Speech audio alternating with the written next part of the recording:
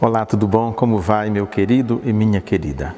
Dia a dia, hora a hora, nós precisamos voltar para a Bíblia buscando, principalmente no Novo Testamento, em Atos dos Apóstolos e nas cartas, não só nas de Paulo, mas de todos os outros autores do Novo Testamento, nós devemos buscar indícios, pistas, formas, maneiras de como vivia a igreja primitiva. Nós vamos nos distanciando do modelo original, essa é a verdade. Tem 2000 anos que começou esse movimento, digamos assim.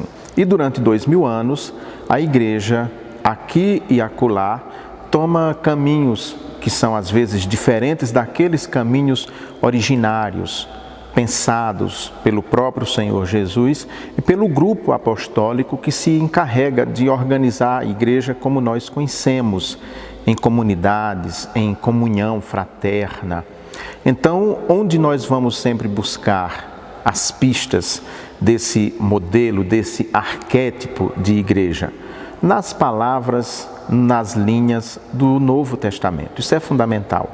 E o livro de Atos dos Apóstolos é muito importante, porque ali Lucas narra como foi o agir do Espírito na vida da igreja primitiva, como é que a igreja vivia, agia sob a égide do Espírito Santo de Deus. Essa leitura de hoje, nós vemos algo muito importante e nós demos o título de Os Juízes da Iniquidade.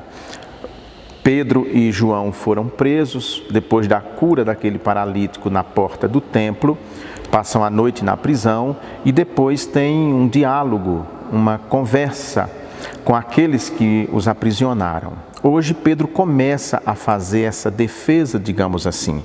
Os juízes da iniquidade se destacam por 3 pontos que eu quero ler aqui para a gente fazer esse breve bate-papo sobre a palavra de Deus. Primeiro, eles se contrapõem ao Evangelho. Diz assim: no dia seguinte, reuniram-se em Jerusalém as autoridades, os líderes religiosos e os escribas, e também o sumo sacerdote Anás, Caifás, João, Alexandre e todos os parentes do sumo sacerdote. E colocando-os diante de si, perguntaram-lhes: com que poder ou em nome de quem fizeste isto? Ou seja, com que poder, em nome de quem vocês realizaram milagres? Em nome de quem vocês mandaram que aquele paralítico andasse e ele andou? De onde vem esse poder? Primeiro, há uma inquirição.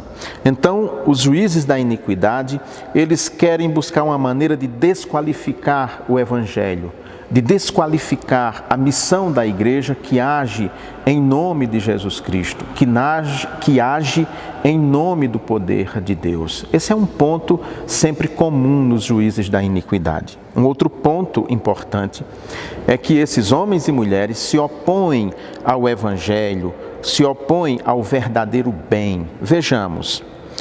Então Pedro, cheio do Espírito Santo, lhes disse: autoridades do povo e vós, líderes religiosos, se hoje somos questionados acerca do benefício feito a um doente e pelo modo como foi curado, seja do conhecimento de todos vós e de todo o povo de Israel, que em nome de Jesus Cristo, o Nazareno, aquele a quem crucificastes e a quem Deus ressuscitou dentre os mortos, sim, por meio desse nome, esse homem está aqui em boa saúde diante de vós. Pedro não pensa 2 vezes. Pedro diz em nome de quem agiu e pelo poder de quem ele disse àquele homem: o que eu tenho eu te dou, fique de pé e ande.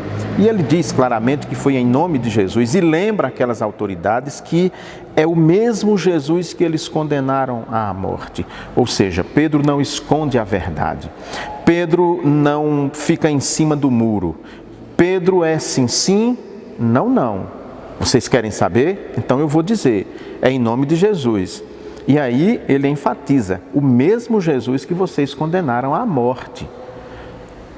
Um terceiro ponto é importante a gente observar que é comum aos juízes da iniquidade. Eles desacreditam da força do Evangelho.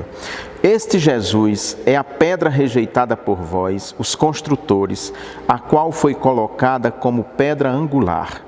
E não há salvação em nenhum outro, pois debaixo do céu não há outro nome entre os homens pelo qual devamos ser salvos. Esse é um ponto muito sério e essa é uma questão fulcral, fundamental, central do cristianismo.